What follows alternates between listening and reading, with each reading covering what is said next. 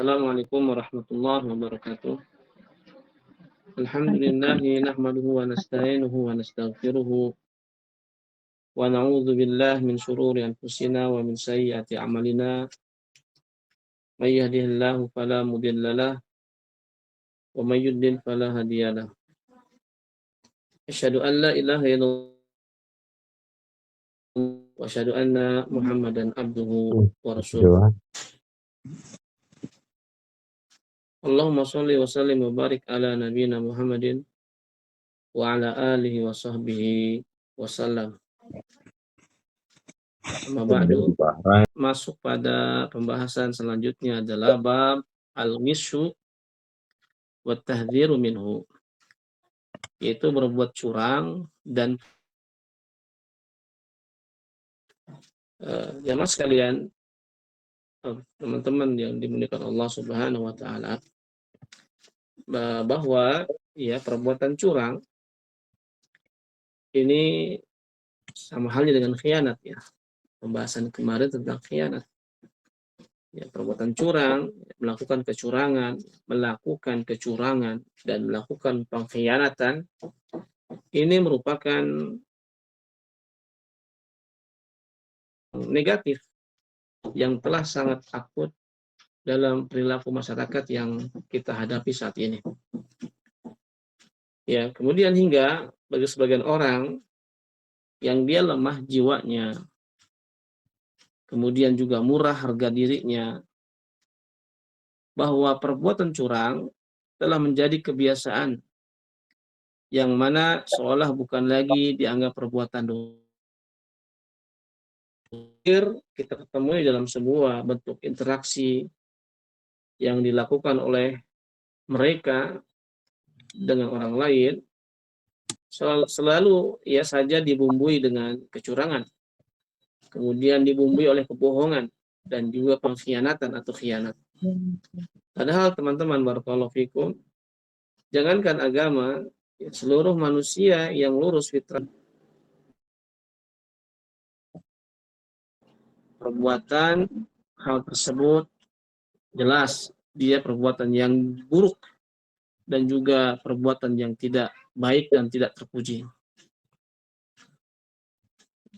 Dan teman-teman barakallahu fikum, perbuatan curang itu bisa terjadi dalam banyak bidang dan dalam banyak bentuk.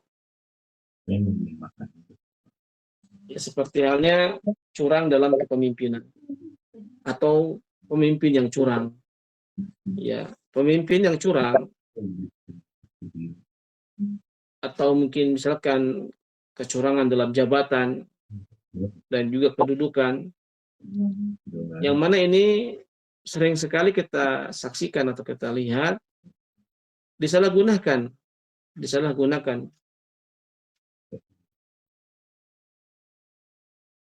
atau dia orang-orang yang berada di dalam kepemimpinannya, ya, dia menipu orang-orang yang ada atau berada di dalam kepemimpinannya.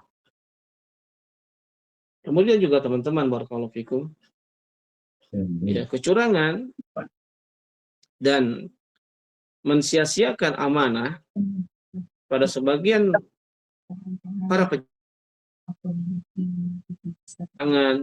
dan sikap mensia-siakan amanah pada sebagian mereka para pejabat itu sudah menjadi rahasia umum.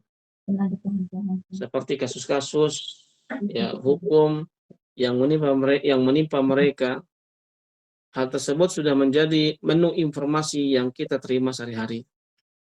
Padahal perbuatan yang demikian, teman-teman barakallahu fikum, itu mendapat ancaman yang keras. Ancaman yang keras dari Nabi yang mulia sallallahu alaihi wasallam, sebagaimana Nabi bersabda dari sahabat Ma'qil bin Yasar Al-Muzani. Beliau pernah mendengar Rasulullah sallallahu alaihi wasallam bersabda. Beliau mengatakan, sallallahu alaihi wasallam, "Ma min 'abdin yastar'ihi Allahu ra'iyatan yamutu yawma yamut wa huwa ghashir ra'iyatuhu illa harramallahu 'alal jannah. Kata Nabi sallallahu alaihi wasallam, tidaklah seorang hamba yang Allah berikan kepemimpinan atas orang lain. Dia memimpin ya orang-orang banyak. Lalu ia mati dalam keadaan berbuat curang. Ya, dia mati dalam keadaan berbuat curang terhadap orang-orang yang dipimpinnya. Maka atasnya untuk masuk surga. Orang yang demikian Allah haramkan dari dia masuk surga Allah Subhanahu wa taala. Selanjutnya, teman-teman, barakallahu fiikum. Ya, berbuat curang juga terdapat biasanya dalam jual beli. Ya. Berarti hal ini melakukan perbuatan zalim. Perbuatan zalim kepada orang lain. Ya, dalam urusan harta orang lain dengan cara yang batil. Walaupun hal tersebut misalkan dia hanya sedikit. Walaupun hal tersebut yang dilakukan hanya sedikit. Ya. Karena apa? Karena harta yang didapatkan itu dengan jalan berbohong. Harta yang dia dapatkan dengan jalan yang berbohong. Kemudian menyembunyikan kecacatan dalam ya perniagaan atau jual belinya. Timbangan, mengurangi timbangan dalam jual belinya.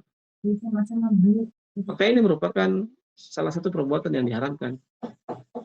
Ya, sudah seharusnya kita seorang muslim dan muslimah menjauhkan dari semua perkara-perkara hal seperti itu yang bisa merusak harta kita. Kemudian ya, selanjutnya juga perbuatan curang itu berapa hari biasanya gitu? Ya, kecurangan dalam ilmu ini sangat berbahaya dan juga memiliki pengaruh dan dampak yang negatif yang begitu besar. Sehingga para ulama mengatakan tatkala ada seorang yang mendapatkan ijazah pendidikan dengan cara yang tidak jujur, maka harta yang didapatkan dengan ijazah tersebut itu dianggap harta ya. Jadi ijazah syahadah ya, dengan cara tidak jujur, maka harta yang didapatkan dengan sebab ijazah itu maka dia dianggap menjadi harta yang haram. Seperti halnya praktek kecurangan dalam ujian. Ya. Dan ini merupakan suatu petaka ya yang menyedihkan dalam dunia pendidikan yang kita lihat sekarang. Pendidikan yang seharusnya berada dalam membentuk manusia-manusia yang jujur dan juga memiliki integritas tinggi. Ini hanya sebatas dia senantiasa hal tersebut diwarnai praktek-praktek yang tidak terpuji, diwarnai dengan perkara-perkara yang memang itu melanggar syariat. Selanjutnya teman-teman barakallahu fikum, berbuat curang juga itu bisa terdapat pada perkataan. Ya, perbuatan curang itu bisa terdapat dalam perkataan. Bahwa perbuatan curang dalam perkataan itu sering terjadi dalam urusan misalkan persidangan, seperti memberi persaksian palsu, menyampaikan informasi-informasi yang tidak sesuai dengan fakta, dan hakikatnya di hadapan persidangan dengan maksud menzalimi dan merugikan orang lain. Nah, ini diantara hal-hal yang bisa terjadi pada perbuatan curang. Kemudian teman-teman, di sini penulis membawakan sebuah hadis tentang kecurangan. Hadisnya dari Abu Hurairah radhiyallahu anhu. Bahwasanya Rasulullah Shallallahu Alaihi Wasallam melewati suatu tumpukan makanan. Fa'adkhala yadahu fiha. Kemudian Nabi Shallallahu Alaihi Wasallam memasukkan tangannya ke dalam tumpukan makanan tersebut. Fanalat asabi'hu balalan. Maka Nabi pun mendapati jari jemarinya ini jari jemari dari tangannya, jari-jari dari tangannya itu basah, dimasukkan ke dalam makanan, kemudian jari jemarinya basah. Maka Nabi Shallallahu Alaihi Wasallam beliau berkata, "Mahada ya sahibal ta'am." Ini apa yang ada di dalam, wahai pedagang, wahai yang memiliki makanan ini? Maka pedagang ini menjawab, atau orang ini menjawab, asobathu as-sama'u ya Rasulullah. Wahai Rasulullah, itu basah di dalamnya terkena air hujan. Kemudian ketika Nabi Shallallahu Alaihi Wasallam mendengar apa yang diucapkan oleh pedagang tersebut, maka Nabi mengatakan, afala ja'altahu fawqa ta'ami kay yarahu nasu man ghasya falisa minni. Kata Nabi SAW, kenapa kamu tidak, ya, kenapa kamu tidak menjadikan makanan yang basah ini itu di atas makanan yang kering, artinya disimpan di atasnya, agar supaya ya keumuman manusia itu melihatnya. Maka kata Nabi, barang siapa yang dia berbuat curang, maka bukanlah termasuk dari umatku, kata Nabi. Selanjutnya, hadis yang lain, hadis dari Abu Hurairah, masih hadis yang dibawakan oleh Abu Hurairah radhiyallahu anhu. Beliau berkata bahwa Rasulullah Shallallahu Alaihi Wasallam bersabda, "Man hamala alaina silah." Kata Nabi Shallallahu Alaihi Wasallam, beliau mengatakan, barang siapa yang dia membawa senjata dengan menghadapkan kepada kita. Artinya barang siapa yang dia menghunuskan senjata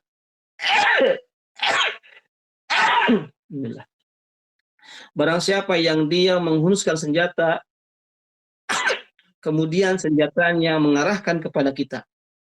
Makanya di sini teman-teman terlarang ya kita kalau bawa senjata apa saja, apakah itu pedang, apakah itu bambu, ataukah alat-alat yang berbahaya, tidak boleh kita arahkan kepada manusia. Tidak boleh, haram hukumnya. Ya. Apa saja yang benda-benda yang berbahaya, kemudian dia diarahkan kepada orang lain, walaupun itu bercanda, nggak boleh. Ya, walaupun itu bercanda. Apakah itu pisau diarahkan kepada orang tersebut, kemudian gunting, ya, atau misalkan tusuk sate, ya diarahkan kepada orang tersebut, yang mana itu merupakan benda-benda yang bisa membahayakan, maka tidak boleh dilakukan. Ya, tidak boleh dilakukan sebagaimana hadis ini. Barang siapa yang dia ya menghunuskan pedang kemudian mengarahkan kepada orang lain, ya mengarahkan kepada kita, kata Nabi, kaum muslimin, falaysa minna, maka dia bukan termasuk umatku. Ya, bukan termasuk dari orang Islam. Wa man ghassa falaysa minna, barang siapa yang dia curang, melakukan perbuatan curang, sama dia pun bukan termasuk dari golonganku, kata Nabi. Selanjutnya teman-teman, hadis yang dibawakan oleh Tamim bin Ausin, ya, Ad-Dari radhiyallahu anhu, anna Nabiy sallallahu alaihi wa ala alihi wasallam bersabda, ad-dinu nasihah, bahwasannya agama ini adalah nasihatnya, bahwasannya agama Islam ini itu penuh dengan nasihat. Kulna, kemudian para sahabat berkata, liman ya Rasulullah, untuk siapa wahai Rasulullah? Maka Nabi Shallallahu Alaihi Wasallam mengatakan, bagi Allah, ya, bagi kitabnya, bagi Rasulnya, bagi ya para ulama-ulama kaum muslimin dan keumuman orang-orang kaum muslimin. Jadi agama ini adalah penuh dengan nasihat. Kaum muslimin, jamaah teman-teman, barakallahu fikum. Selanjutnya penjelasan dari hadis ini, penulis membawakan penjelasan yang singkat bahwa an-nushu lil muslimin wajib. Bahwasannya memberikan nasihat kepada kaum muslimin itu adalah perkara yang wajib. Ya, perkara yang wajib, wa minad din, sebagaimana memberikan nasihat ini termasuk di antara agama kita. Ya, termasuk di antara agama Islam. Dia masuk dari bagian perkara-perkara keislaman. Ya, bahwasannya memberikan nasihat kepada kaum muslimin, orang-orang muslim dan muslimah, ini merupakan suatu amalan yang wajib, suatu amalan dan perkara yang wajib. Kenapa demikian? Dikarenakan memberikan nasihat kepada orang lain, ya orang-orang Islam, ini merupakan termasuk di antara ya agama Islam. Kemudian selanjutnya beliau mengatakan wa ghissuhum fil bai'i wasyira'i aw ghairihi maksiyatun wa min kaba'iri dzunub. Dan adapun berbuat curang atau mencurangi mereka kaum muslimin, ya melakukan perbuatan curang kepada orang lain, ya kaum muslimin, baik itu dalam jual beli atau selainnya, maka ini perbuatan kemaksiatan dan kemaksiatan tersebut termasuk di antara dosa-dosa besar. Yang Nabi Shallallahu Alaihi Wasallam pun memberikan peringatan dari melakukan perbuatan tersebut. Dan Nabi Shallallahu Alaihi Wasallam pun mengkabarkan bahwa orang yang dia melakukan kecurangan, bahwa orang yang melakukan kecurangan kepada orang lain, ya kepada orang Islam yang lain, falaysa minhum, maka orang tersebut bukan termasuk dari umat Nabi Shallallahu Alaihi Wasallam atau bukan termasuk di antara kaum muslimin, bagian daripada kaum muslimin. Kemudian teman-teman barakallahu fikum, maka perbuatan curang ini dia ada banyak faktor. Ya, ada banyak faktor yang bisa memicu seseorang itu melakukan perbuatan kecurangan itu. Apa faktornya? Ya, faktornya bisa diantaranya adalah lemahnya iman. Lemahnya iman yang dia miliki. Ya, sedikitnya rasa takut kepada Allah Subhanahu wa taala dan kurangnya kesadaran bahwa Allah tabaraka wa taala senantiasa mengawasi dan menyaksikan setiap perbuatannya sekecil apapun. Ya, disebabkan oleh lemahnya iman. Yang kedua, faktor bisa seseorang melakukan perbuatan kecurangan adalah yaitu kebodohan. Kebodohan sebagian orang tentang haramnya perbuatan curang. Ya, ketidaktahuan, bodoh ya, bodoh nggak mau belajar. Itu sebabnya kebodohan yang mana itu dia tidak mengetahui tentang haramnya perbuatan curang. Ya, khususnya dalam bentuk-bentuk tertentu dan saat perbuatan tersebut sudah menjadi sistem yang ilegal dalam sebuah lembaga atau organisasi. Selanjutnya teman-teman, faktor ya yang dapat memicu seseorang melakukan perbuatan kecurangan adalah ketiadaan dalam keikhlasannya. Ya, ketiadaan ikhlas dalam beramal. Ya, tidak ada. Ketiadaan ikhlas di dalam melakukan perbuatan.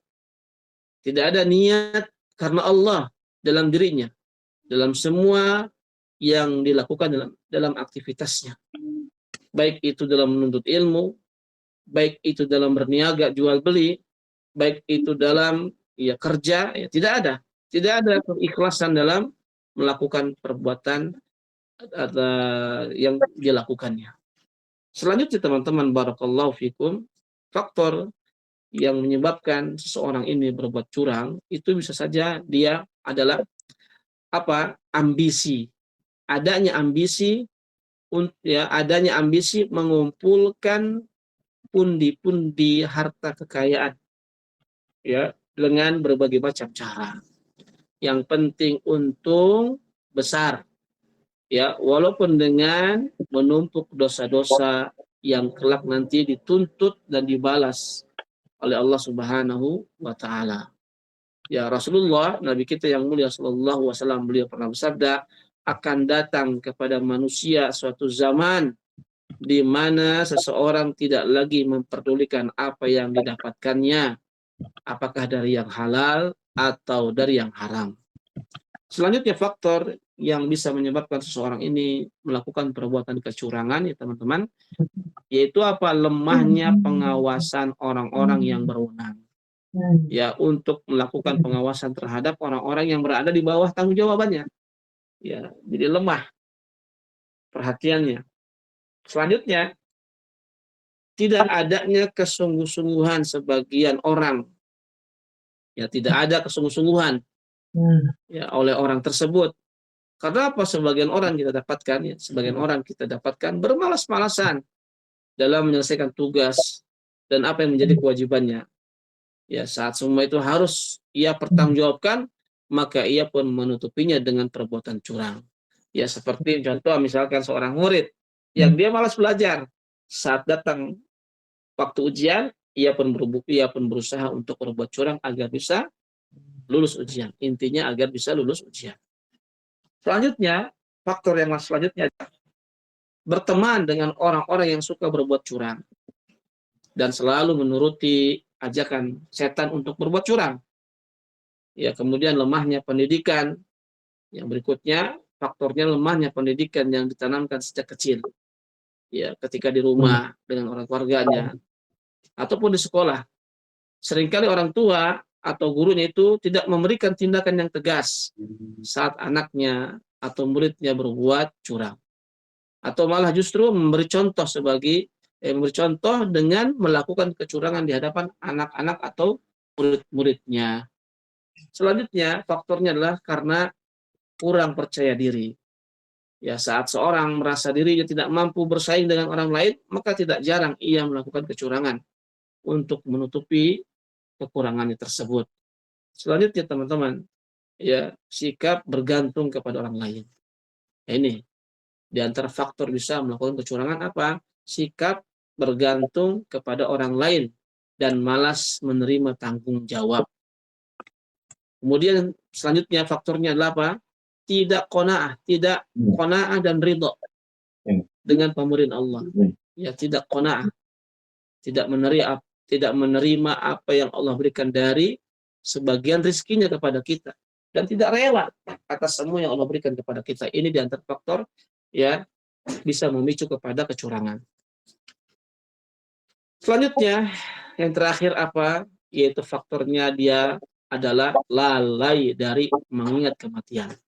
Ya, dia lalai bahwasannya kita ini semua akan meninggalkan dunia yang fana ini. Nah inilah teman-teman di antara faktor-faktor yang bisa memacu seseorang itu dia melakukan perbuatan kecurangan. Baik, kemudian selanjutnya apa sih poin yang bisa dibawa pada pada hadis-hadis yang kita baca? Ya, yaitu pertama kata penulis larangan berbuat curang kepada kaum muslimin. Ya. Larangan melakukan kecurangan kepada kaum muslimin. Karena perbuatan tersebut termasuk di antara dosa-dosa besar. Ya. Selanjutnya yang kedua, poinnya adalah wajibnya menasihati kepada kaum muslimin. Ya, wajibnya menasihati ya kepada orang lain yang Islam. Wa talabul khair lahum, dan menuntut mencari suatu kebaikan, jadi nasihatnya itu mencari kebaikan, bukan untuk merendahkan dan menghujat, tetapi mencari kebaikan bagi kaum muslimin. Ya, mencari kebaikan untuk kaum muslimin. Nah, teman-teman, barakallahu fikum, ini pembahasan pada hari ini tentang ya larangan berbuat curang. Wallahu a'lam bishawab. Nah, ini teman-teman yang saya sampaikan pada pertemuan kali ini. Jazakumullahu khairan. Selamat beraktivitas. Wallahu yubarik fikum wa yubarik fi bukurikum. Subhanakallahumma bihamdika asyhadu an la ilaha illa anta astaghfiruka wa atubu ilaik. Assalamualaikum warahmatullahi wabarakatuh.